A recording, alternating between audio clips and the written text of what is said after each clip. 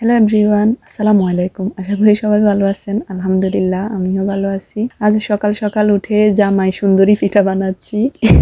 কি একটা নাম, জামাই সুন্দরী, মানে শুনলে হাসি আসে। এটা না বলে পাটিসাপটা বললেই তো হয়। তবে আমার কাছে অনেক সুন্দর লাগে পিঠাগুলা, অনেক মজাও কিন্তু।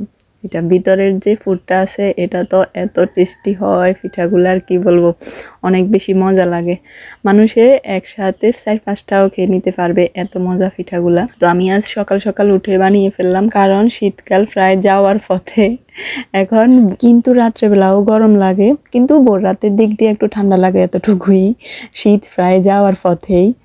তো আমি বললাম না, শীতে যে পিঠাগুলো আছে একদিন একদিন করে এগুলো আবার বানিয়ে একটু খাই, কারণ গরম চলে আসলে আর পিঠাপুলি খেতে একদমই ভালো লাগে না।